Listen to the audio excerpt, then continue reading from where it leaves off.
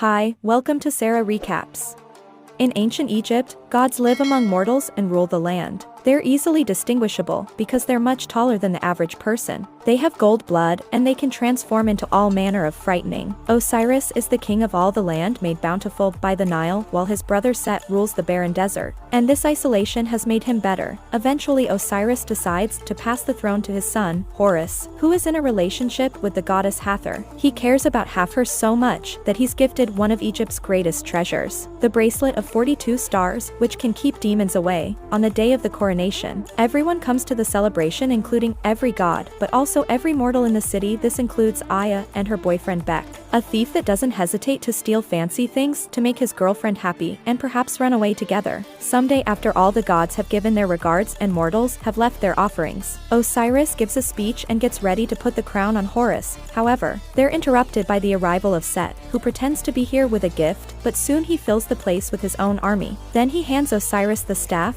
their father had gifted him, asking for a fight. He thinks it's his turn to rule. Osiris refuses to fight his own brother, so Set kills him on the spot and declares himself the new king of Egypt. His first new rule is that not everyone will get to easily go to the afterlife. From now on, mankind will have to pay in riches. Horus won't stand for this, and he immediately begins fighting Set to take revenge on his father. They're both very good warriors with a similar level of skill, so they end up transforming into their metal beast forms to continue the fight in the sky, to help their master Set's tropes come through and reflect the sun on their shields to blind Horus, giving Set the chance to claim victory and take Horus' eyes. Set is about to kill Horus too, but Hathor comes through it, offers herself to him in exchange for horse life. This horse is exiled instead. 1 year later, most of Egypt has been slaved by Set, and now they lack the money to get an afterlife. Some gods have tried to defeat him to save the kingdom, but they all died, while Hathor keeps playing the part of caring lover to survive. Zaya is a slave to Set's chief architect, Shu, who is in the process of building the tallest obelisk Egypt has ever seen. Bek has been sent to do labor, but whenever he has the chance he sneaks into she's office to visit Saya. One afternoon, Zaya shows Bek that Set's army is coming back with spoils of wars, meaning his vault will be unlocked in the evening, and this is the perfect chance for Bek to sneak in and retrieve for a size to help him. Zaya steals the pyramid plans former Shu, replacing them with blank parchments. When night falls, Vic jumps from a roof into the carriage, carrying the gold, which is soon thrown into the vault.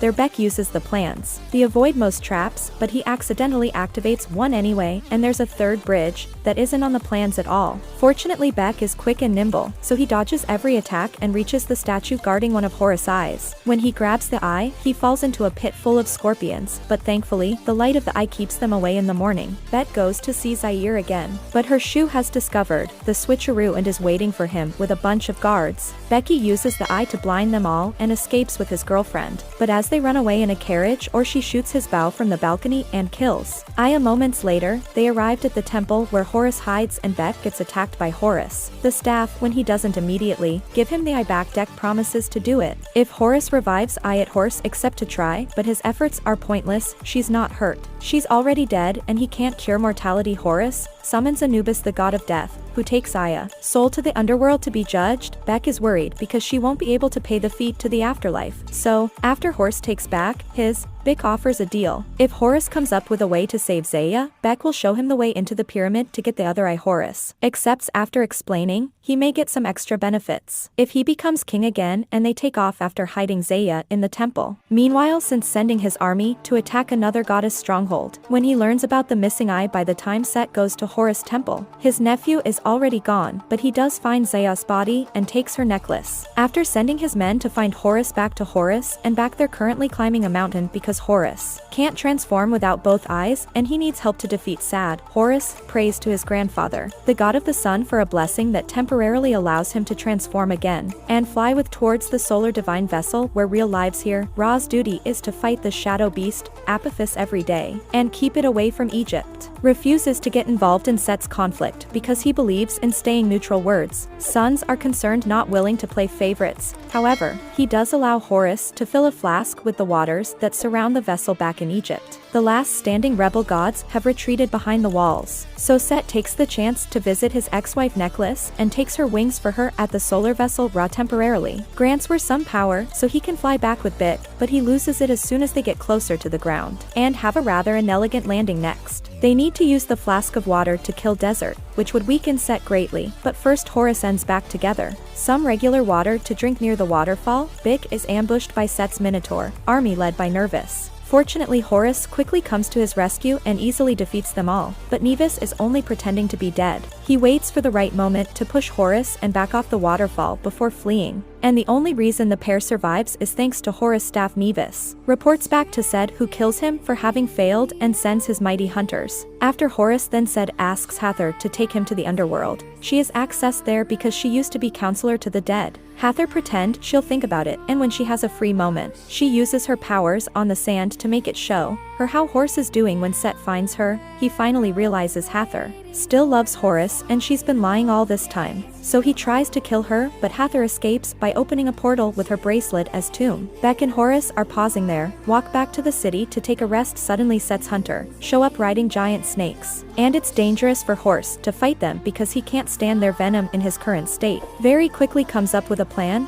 He'll run off to serve as bait while Horus hides among the walls, so when the serpent comes closer, he can sneak attack. The plan works and Horus manages to stab the snake, but it doesn't hit its weak spot, and now the staff is stuck in the beast mouth. On their second try, Vec runs for longer and Horus jumps on top of the snake to kill the rider, causing the snake to keep going without direction and fall off a cliff. There's still the other snake to take care of, but at that moment, Hathor shows up and uses her commanding powers to retrieve the staff and make the snake light itself on fire. The trio escapes safely, but Horus isn't happy to see Hathor because he thinks she's nothing but a traitor. Not understanding she had to act not to be killed, Bek explains they're planning to get the other eye because he's seen the pyramid plans, but Hathor informs them there's something they don't know about. A sphinx guards the pyramid, and it will kill anyone that can't answer its riddle. Horus decides to ask the god of wisdom for help, and on their way there, he won't stop arguing with Half-Hour about her choices. Tired of being taken for granted, Hathor decides to chat with Bek instead, in a shock to hear about Horus' promise. It shouldn't be possible to bring Zia back, but for now, Hathor doesn't comment on it. Moments later, the trio makes it to Thotha's temple, which is full of copies of the god, because you only trust himself. Both refuses to go with them, and tells them to bring the riddle to him instead, but that would get one of them killed. Bek changes his mind by playing his ego, and saying he tell the Sphinx that both have been afraid of getting the answer wrong. The four of them start making their way towards the pyramid, and Hathor takes the chance to scold Horus for promising back things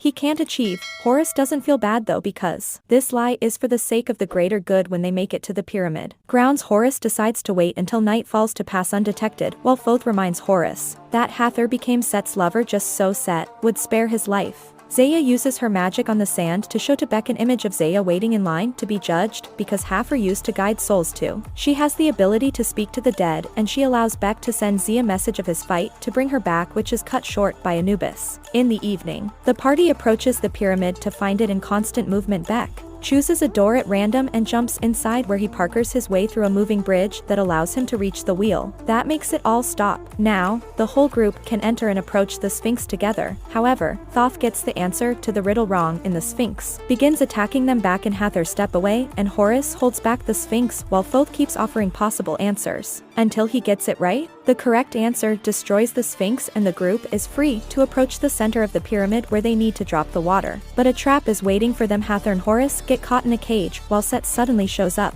The Flask intending to proceed with the plan, but Set gets him to stop by showing him Zaya's necklace and explaining aura. Slide Deck isn't sure who to believe, but that short moment of hesitation is enough for Set to steal the flash from him and destroy it. Then Set leaves, hoping the pyramid crumbling down will kill them, but Horus manages to open a cage and escapes with his friends by using the wheel as protection outside the pyramid. Bak calls Horus out for his lies and comes to the conclusion gods don't care about their people after or feels they need to compensate Bak for all the lying, and summons Anubis to offer her self in exchange for Anubis granting Bak passage to the underworld. Anubis accepts, and Hathor kisses Horus before she's taken away, leaving her bracelet behind so Bak can protect himself against the demons. Bak reaches the underworld safely, thanks to the bracelet, and begins looking for it. The queue in front of the gate where the rich can pay for the afterlife and the poor are dissolved. Meanwhile, Sed is making his beast transformation more powerful by adding Thothspring Osiris heart horses. Net this wings to his magic armor. Then he flies to the solar vessel to take revenge. Father for having exiled him to the desert rock explains, he's wrong in that he never played favorites. All this has always been a test. He gave Osiris the crown, and when the time came, he knew he had to give that power away. So he passed his test. Sent was given the desert as a test of patience because Raul wants his son to take over the vessel one day. This enrages Set because he doesn't want to be stuck here, spending his eternity fighting a space worm, and he proceeds to attack his father. Robert Talley aids with his solar beam that no god should survive, but Set has the power of multiple gods now, and manages to defeat Rob before letting Apophis roam free in the underworld. Beck finds Idea and wants to give her the bracelet, so she can pay her fee to the afterlife, but they're interrupted by Apophis' attack, which forces Anubis to close the gates for now. Zaya convinces Back to give Horse a second chance, and Becky's is the bracelet to come back to Egypt. Teaming up with Horse, again a carriage sent by Net, this takes the duo back to the city, where Set shows up with raw spear while standing on top of the obelisk. He commands Apophis to attack the Nile, which is the source of all life. Horus, that kidnapper, shoot to make the architect get them inside the obelisk while Horus makes his way up climbing. Horus and her shoe take the elevator and end up fighting their struggle, knocks over a torch in the elevator, catches on fire. Sobuk